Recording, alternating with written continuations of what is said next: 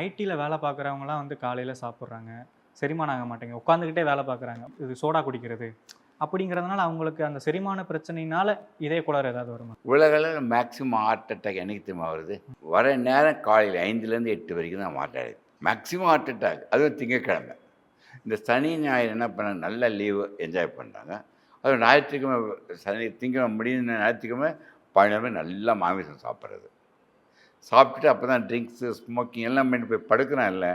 படுக்கும்பொழுது அவனுக்கு என்ன ஆயிடுச்சுன்னா, அடுத்த நாள் ஒர்க் பண்ணுறது டென்ஷனாக படுக்கிறான்ல. அந்த டென்ஷனாக படுக்கும் பொழுது 5 மணி 8 மணிக்கு ஆஃபீஸ் எழுந்திருக்கும்போது அட்டாக்கு போகிறதுக்குள்ளே இறந்துடுறான். அதான் அடிக்கடி சொல்கிறேன்.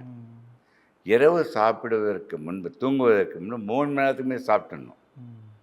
அதுவும் சாப்பாடு மட்டும் வேண்டும் பொழுது சாப்பிடுங்கள். வேலைக்கு சாப்பிட வேண்டிய வயசு. சாப்பிட்ட பிறகு அரை பேர் காலியாக இருக்கணும்.